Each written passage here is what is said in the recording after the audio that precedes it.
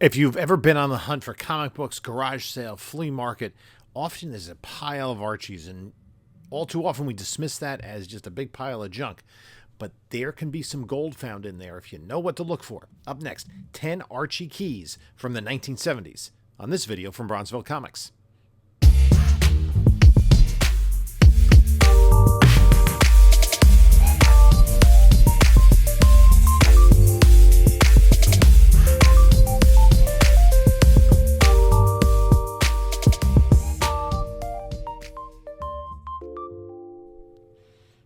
Hey there, panelologists. This is Jim from Bronzeville Comics coming to you with another video. Before we get started, like, comment, subscribe, do all that great stuff. We're so close to our 5,000 subscriber giveaway. We're going to have details about the prize packages. We're going to probably be doing the giveaway the beginning of January, and comments on the videos that I post in the month of December will be eligible for the giveaway. More details to follow.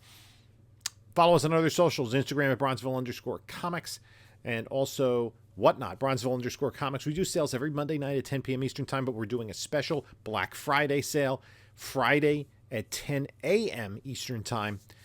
Bookmark the show, check out the store, and see if there's anything you're interested in. If you're not yet signed on to Whatnot, there's a link in the description of this video that can get you $10 off your first purchase on Whatnot. It does not have to be with me. Also in the description of this video is a link to my eBay store as well as my email. So, Archie Comics. Most Archie comics, like I've noticed when you go to shows now, there are more and more Archie comics on the wall. And I do think in part this has to do with the success of shows like Riverdale and the Sabrina show starring Kieran Shipka that was on Netflix. And that Archie is again being elevated in the public consciousness. But essentially there are three people that collect Archie comics. People who like the characters, that have become a part of American pop culture over the years. People who enjoy the more simplistic tales about, high school kids riding around in jalopies and going for dates at the soda shop, and perverts. So let's look at 10 books from the 1970s that have value, that are in the Archie Comics line. And most of the books, first off, Archie's usually are in low grade.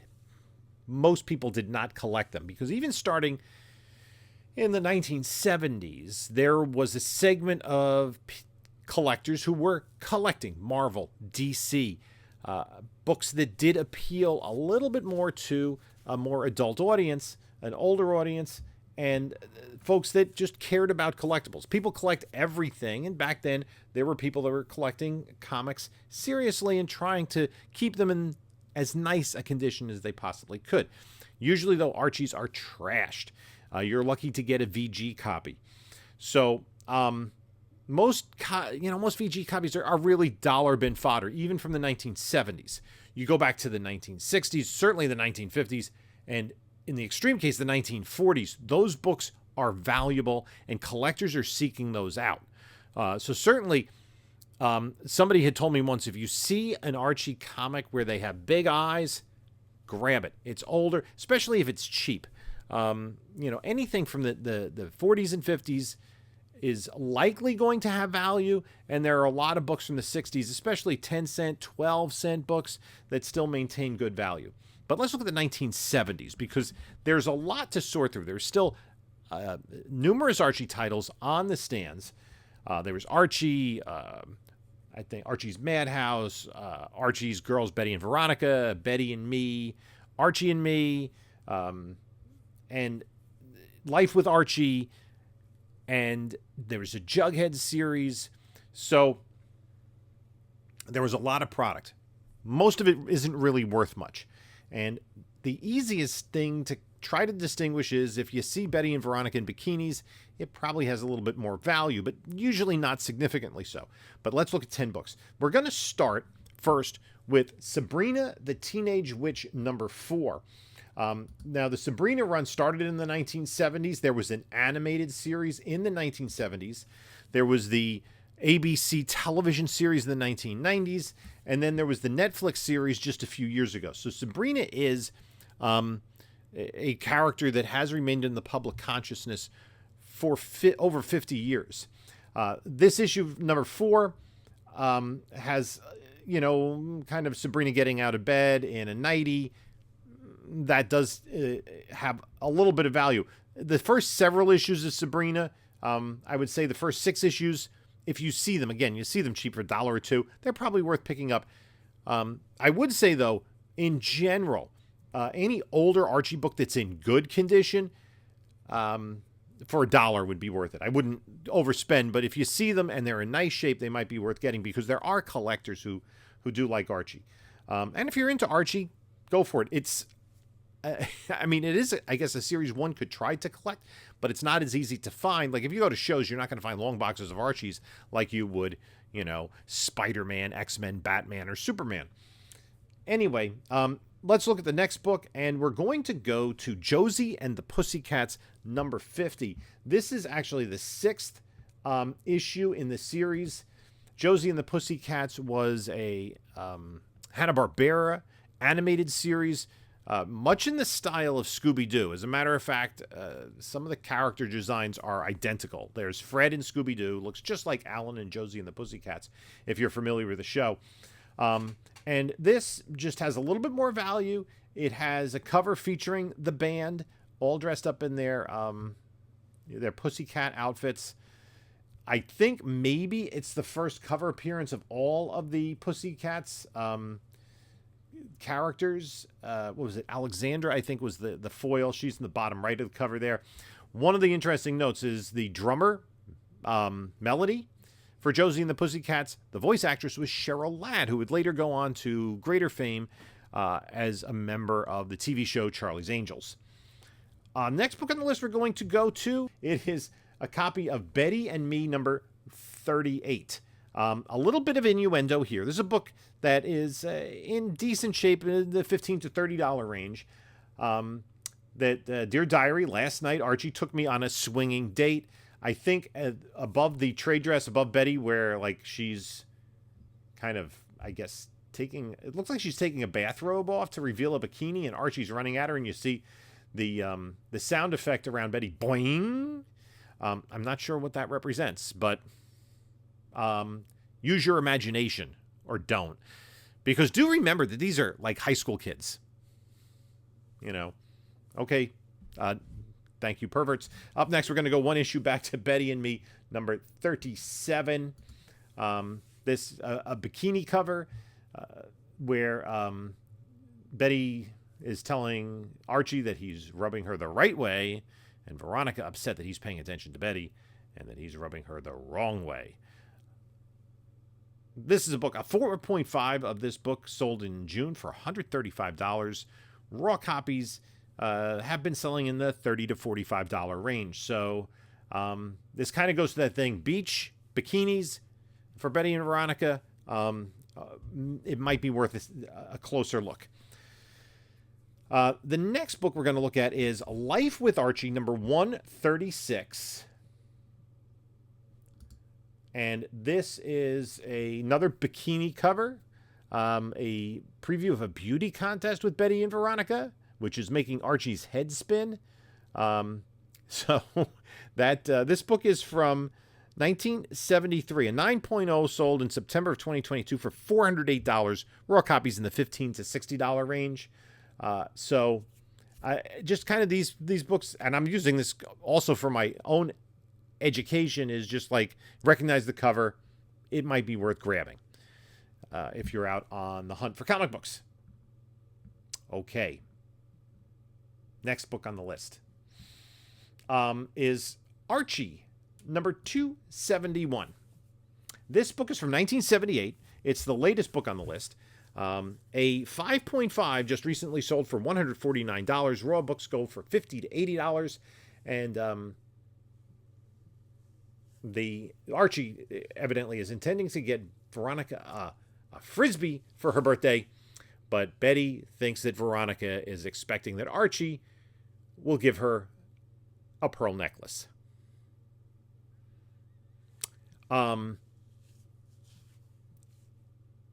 Yeah. So anyway, that book, about $50 to $80 raw. So moving along. Let's look at the next book on the list. This is a little less troubling. It is Chilling Adventures in Sorcery as Told by Sabrina, #1, from September of 1972. I think that this was really bolstered by that Sabrina Netflix series starring Kieran Shipka.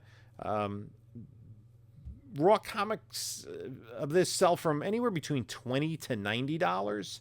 So it is a pretty cool book. I have come across a couple of copies of this over the last couple of years, and it's a #1.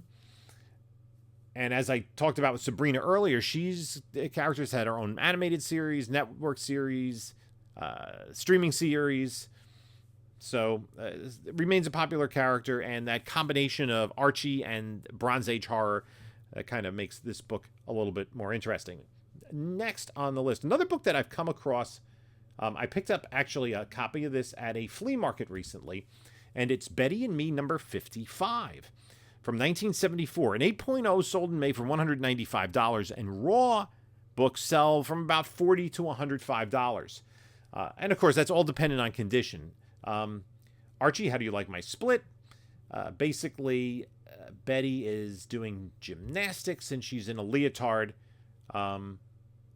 Interesting. I never noticed this before, but women's gymnastics exhibition. The sign there that has the competing teams, Riverdale, New Rochelle, Mount Vernon, Rye, and Portchester are all towns in the county of Westchester, where I live, just north of New York City. So that is, I never noticed that before. That is a pretty cool little feature. Riverdale is a section of the Bronx, which is geographically adjacent to Westchester County. So, yeah, if Riverdale had a gymnastics team, they would be in close proximity to those other 4 communities. They could also have gymnastics teams. So, yeah, fun fact. Actually, Rye, my wife used to teach at Rye High School. So, yeah, those are all pretty close to where I live. Fun fact. So, let's look at the next book. The next 2 are more for the people who are into the characters and first appearances than the perverts. The next book on the list is Josie and the Pussycats, #46. This is February of 1970. Josie and the Pussycats was a bi-monthly series at the time, so the previous book was the 1969 book, but it's really the third part, almost in a trilogy of books. This is the first cover appearance of Josie and the Pussycats, again, based on the animated series. And the previous issue, which is from 1969, issue 45, is the first appearance of Josie and the Pussycats, and the change in the title. And let me just double check that because I want to make sure of the key significance here. Because the title did change. No, I don't want that. Number 44 was the final issue of Josie. It's actually a beach cover with Josie in a bikini. Number 45 is they form the Josie and Melody form the Pussycats and recruit Valerie Smith. It's the first appearance of Valerie Smith, also known as Valerie Brown, and it retitles the book as Josie and the Pussycats. That's issue 45.